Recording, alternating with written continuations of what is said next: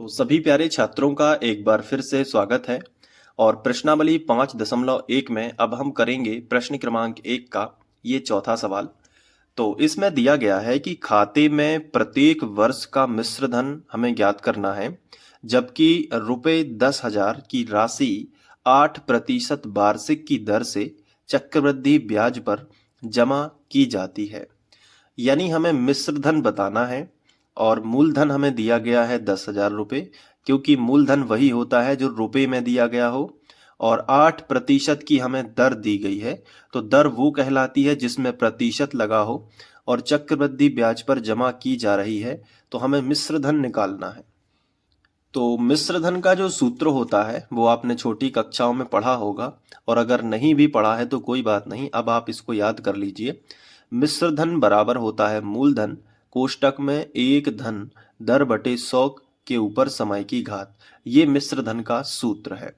अब इस मिश्र धन के हिसाब से मूलधन हमारा कितना है? आप कहोगे सर मूलधन 10,000 है, तो मूलधन की जगह पे हम 10,000 रख देंगे, कोष्टक लगाएंगे। 1 प्लस दर कितनी है? 8 है, तो दर की जगह पे 8 रखेंगे। लेकिन यहाँ पे इन्होंने कहा है कि प्रत्येक वर्ष यानी हर साल, तो समय क्या हो जाएगा? समय यहाँ पे बढ़ता जाएगा, यानी कि पहले साल समय 1 रहेगा, दूसरे साल समय 2 हो जाएगा, तीसरे साल समय 3 हो जाएगा। तो इस तरीके से समय बढ़ता रहेगा। तो हमें एक देखना है संख्याओं की कैसी सूची मिलती है। तो इस सवाल की शुरुआत ऐसे होगी कि सबसे पहले तो हम लिखेंगे हम जानते हैं कि, हम जानते हैं कि, अच्छे से नोट कर लेना नोट्स में, ठीक है। हम जानते हैं कि, अब हम जानते हैं क्या? कि जो मिश्र धन होता है, जो हमने अभी फॉर्मूला आपको बताया है, बताइए क्या था? मिश्र धन बराबर होता है किसके? मूलधन के। तो यहाँ पे हम लिखेंगे मूलधन, फिर कोष्टक में हम लिखेंगे 1 प्लस और फिर लिखेंगे दर, और बटे में क्या लिखेंगे? तो बटे में हो जाएगा 100, और ऊपर समय की घात होती है तो यहाँ हम लिखेंगे समय की घात। ठीक है, ये होता है मिश्र धन का सूत्र। अब हम लिखेंगे कि जो मूलधन हमें दिया गया है, तो लिखेंगे दिया गया है, दिया गया है। क्या दिया गया है? देखिए मूलधन दिया गया है, तो हम लिखेंगे मूलधन, मूलधन P बराबर, या मूलधन जो है वो कितना है? 10,000। आप देखिए सवाल में, तो हम लिखेंगे मूलधन हमें दिया गया है 10,000 रुपये।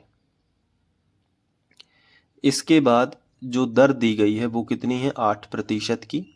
तो नीचे लिखेंगे कि जो दर है वो हमें दी गई है 8% की, और समय हर साल बढ़ता जाएगा, तो वो हम आगे लिखेंगे। तो आगे लिखेंगे प्रश्नानुसार, प्रश्नानुसार हर साल समय बढ़ेगा तो मिश्र धन क्या होगा हर साल का, वो लिखेंगे।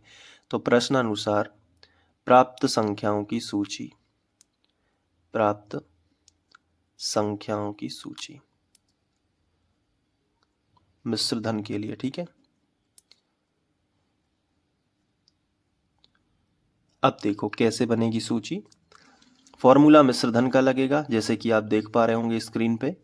मिश्र धन बराबर क्या होता है? मूलधन। तो मूलधन कितना है? 10,000। 10,000 आपने लिखा, ये कॉमा लगा है 10,000, फिर कोष्टक लगा है तो कोष्टक 1, फिर प्लस लगा है तो प्लस लगा दूँ। दर कितनी है? 8। देखो दर कितनी है? 8। यहाँ पे 8 लिख दो बटे 100, और समय 1 वर्ष है, यानी पहला साल है तो समय 1 रहेगा, 1 लिख सकते हो या कुछ भी ना लिखो तो भी चलेगा, कॉमा। अगले साल 2 साल हो जाएंगे, तो मिश्र धन जो है, चूँकि चक्रवृद्धि ब्याज है तो जुड़ेगा पिछले साल का भी, तो 10,000। इसके बाद यहाँ पे हम कोष्टक बनाएंगे, और 1 प्लस दर कितनी है? 8/100। सेम लिखना है, सवाल बहुत इजी है। और अब समय हो चुका है 2 साल, तो समय 2 की घात होगी, फिर कॉमा, यहाँ 3 की घात आ जाएगी अगले में। बाकी सब ज्यों का त्यों लिखना है, कोई दिक्कत वाली बात नहीं है। 10,000 कोष्टक में लिख दिया 1 प्लस 8/100, और यहाँ पे अब 3 की घात आ जाएगी और प्लस और इसके बाद फिर डैश डैश डैश कर देना। कोई प्रॉब्लम तो नहीं हुई? नहीं हुई। तो ये संख्याओं की सूची हमें मिलेगी। तो अब ये जो सूची है, अब देखो यहाँ 1 की घात है, फिर उस संख्या का 2 की घात है, तो इनके बीच का अंतर कभी समान नहीं हो सकता, क्योंकि ये सीधा 2 गुना और 3 गुना ऐसे बढ़ती जा रही है। तो नीचे लिखेंगे कि दी गई सूची AP नहीं है।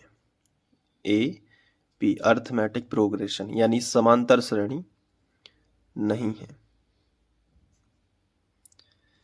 क्योंकि इनका सार्व अंतर समान नहीं है।